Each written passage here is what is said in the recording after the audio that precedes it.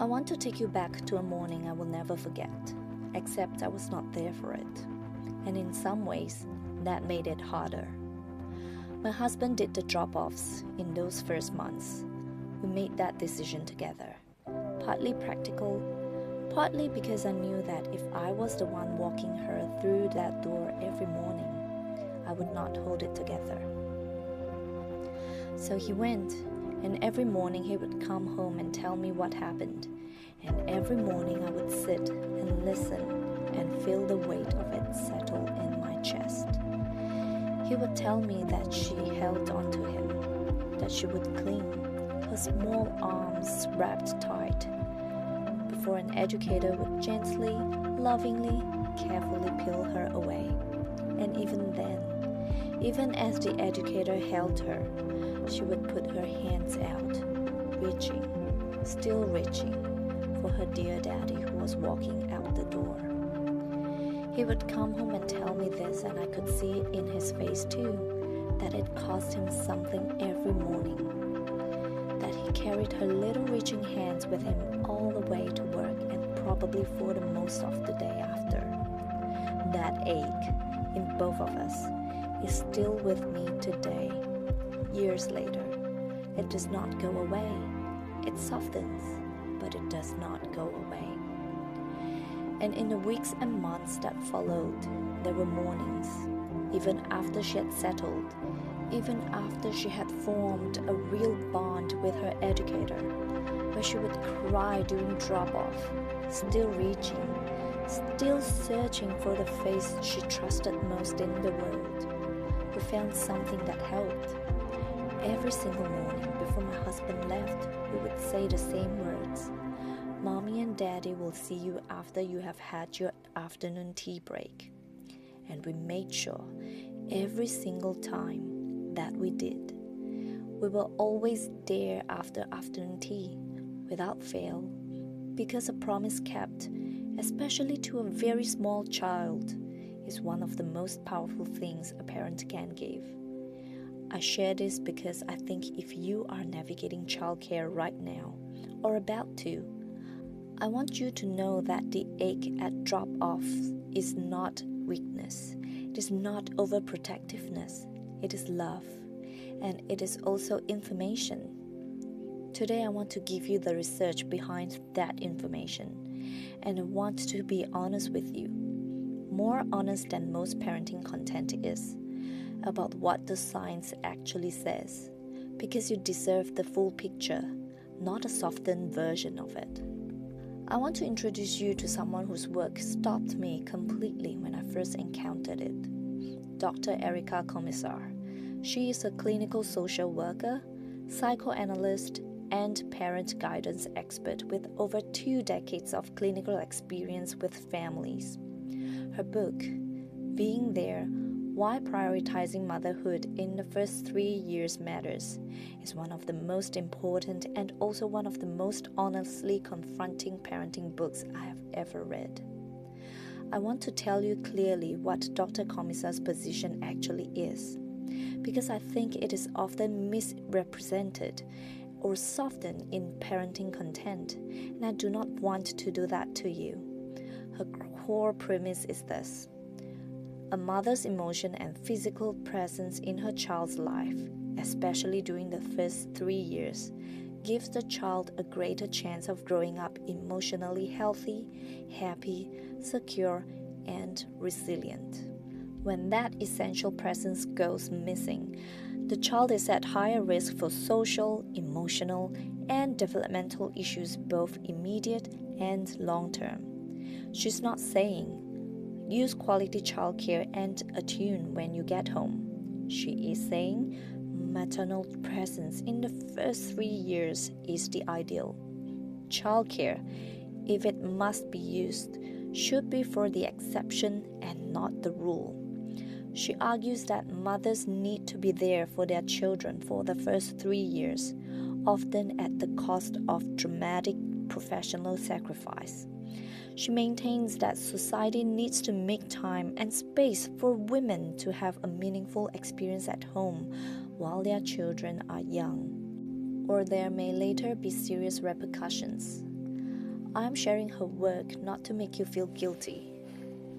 I am sharing it because I felt robbed of this information when my daughter was small.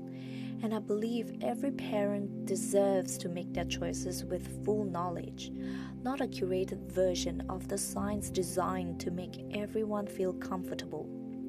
In an ideal world, and this is something I hold with real grief, I would have stayed home with my daughter until she was 3. That is what the research points toward. That is what I wish had been possible. It was not. And so, like many of you, I navigated childcare with love and intention and an ache that never fully left. I'm trying hard to do differently with my second child, to protect those early years as much as I possibly can. Not perfectly, but more intentionally than I was able to the first time. Before we go further, I want to give you a real and felt understanding of what secure attachment actually is. Because I think when parents understand it, not as a theory, but as an experience, everything becomes clearer. Secure attachment is not just a warm relationship. It is not just loving your children. It is something more specific, something I think of as the safe-based knowing. The safe-based knowing is the deep, bodily certainty, not in the mind, but in the nervous system, that when I am frightened or overwhelmed or in need, my person will come. Not sometimes, always, not maybe, certainly, not eventually, now.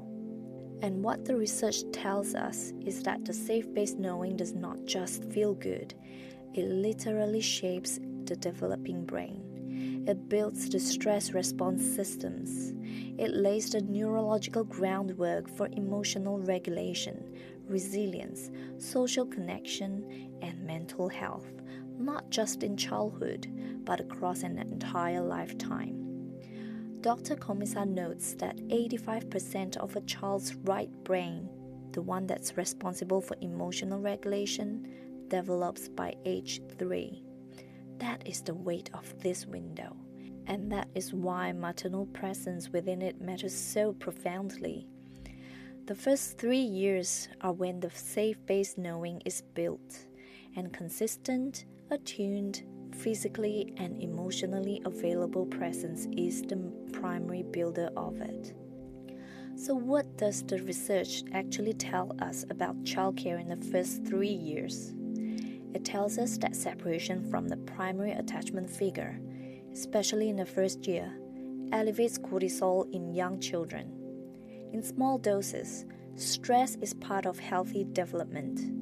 But when separations are long, frequent, and begin very early, that elevated cortisol can impact the developing brain's stress response systems in ways that may not become visible until years later.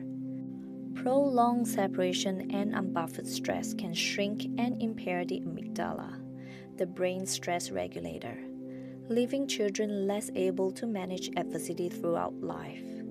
Excessive exposure to cortisol in the early years sets a child's brain to survival mode. The amygdala becomes hypervigilant, impeding the ability to regulate emotions and cope with challenges later. Dr. Komisar attributes much of the mental health crisis affecting young people to the exodus of their mothers to the workplace during the earliest years of their children's lives. That is a strong claim. It is also a deeply uncomfortable one to sit with as a working parent. I sat with it, and what came next, I want to share with you honestly. When I first encountered Dr. Komisar's work, I broke. The guilt that came over me was immediate and heavy. My daughter went to the childcare at 1 year old. 1 year old. And everything I was reading was telling me that the first 3 years of her life were the most critical window for her brain development, for her secure attachment, for who she would become. And I put her in childcare at 1. I broke her. That is what I told myself. I broke her. And I want to sit with that for a moment. Because I think if you are feeling that right now, you deserve to have someone sit with you in it rather than rush past it with reassurance. I was really upset, genuinely, deeply upset. Not at her, at myself, at the circumstances, at the world that asks mothers to choose between their child's earliest years and the financial reality of keeping a roof over the family's head, food on table, bills to pay, a life that cannot simply be paused for 3 years. That was our reality, and it is the reality of most families. And then I found something in Dr. Komisar's work that I did not expect to find: hope. Dr. Komisar speaks about a second window of emotional development, a second powerful opportunity to build and repair secure attachment between the ages of 9 and 25. 9 to 25. That window is still open for most of us, and that matters more than I can tell you. What this means, and what I held on to when the guilt was at its heaviest, is that the early years are not the only years. They are the most sensitive years, but they are not the only chance. Parenting is not a single window that closes at 3. It is a relationship that continues to be built and repaired and deepened across an entire childhood and beyond. And here is what I also know from the inside of our own story. After childcare, every single day, we made sure she had our full attention. We were not on our phones. We were not mentally somewhere else. We were there, on the floor, present, following her lead, filling her up, and we kept our promises. Afternoon tea, every single day without fail. We showed up when we said we would, and I genuinely believe that the quality of those hours mattered, that they are building something even within the constraints of our circumstances. And if you are carrying guilt right now about what you could not give, about the choices that were not really choices, I want you to hear this clearly. The second window is real. It is open, and the love you are bringing to your parenting right now, the fact that you are here, learning this, thinking about this, is already part of the repair. I want to speak about something that I think often goes unacknowledged. The people in childcare who show up for our children with genuine love and commitment. We were extraordinarily fortunate. My daughter found an educator, one specific person, who she trusted completely, who held her during those hard drop-off mornings when her arms were reaching for her daddy, who was consistent and warm and present in a way that I believe truly protected her during those years. We are in deep gratitude to her still. Because when a primary attachment figure cannot be there, the next best thing is a consistent, loving, secondary attachment figure. And that is what this woman was for our daughter.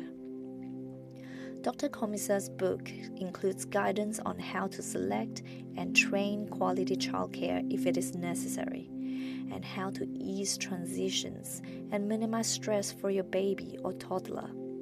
If you are choosing childcare, this is what you are looking for. Not the best curriculum, not the most impressive facilities. One consistent person who will know your child, who will show up for them, who they can build a real relationship with over time. Ask about staff turnover. Ask how many children each caregiver is responsible for. Watch how they respond when a child is distressed. Do they move toward it or away from it? That is the protective factor. That is what makes the difference. Dr. Komisar is particularly clear about the first year of life as the most sensitive window of all. And I want to say something about this directly. The first year of your child's life is not about stimulation. It is not about socialization. It is not about getting them used to independence early. It is about one thing: building the safe base knowing, creating the neural certainty that they will not be left alone in their distress. If you have any flexibility at all in when you return to work, if there is any room at all to negotiate, to delay, to do it differently, protecting those earliest months is one of the most significant things you can do. Not because everything else is lost if you cannot, but because that window, while it is open, is irreplaceable. And I want to speak one more time to the mom who had no choice, who had to go back, who is still going back every morning, who watches her partner walk out the door every day carrying the weight of their child's reaching hands.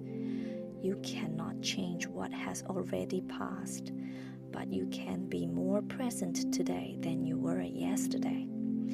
It's not yesterday's choices, it's today's. It is not what you could not do, it is what you can do now. Protect the morning, slow it down, make it warm and unhurried before you separate. Create a goodbye ritual.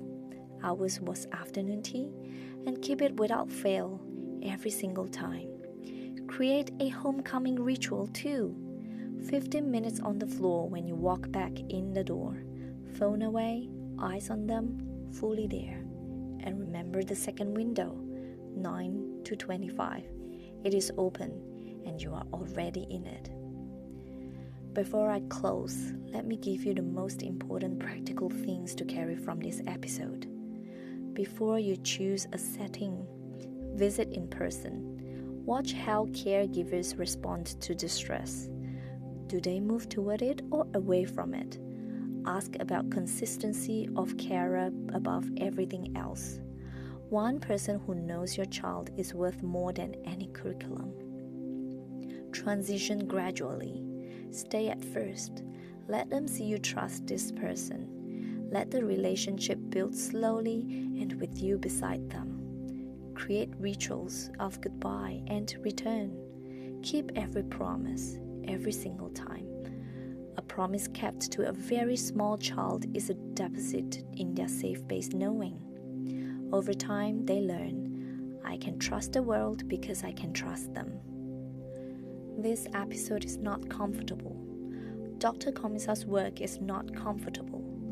The gap between what the research says is ideal and what most families can actually provide, that gap is real and it deserves to be acknowledged rather than papered over with reassurance. But I also want to say this. The parents who are asking these questions are not the ones the research is worried about. They are the ones who will do something with the information. You're trying. You're here. You're thinking about your child's emotional world with intention and love. That does not make every hard thing disappear, but it is not nothing. It is actually everything. If this episode moved you, share it with another parent who needs it. Subscribe for the next episode where we go deeper into the book Being There by Dr. Erica Komisar, because it deserves a full episode on its own. And drop a comment below. Are you navigating childcare right now?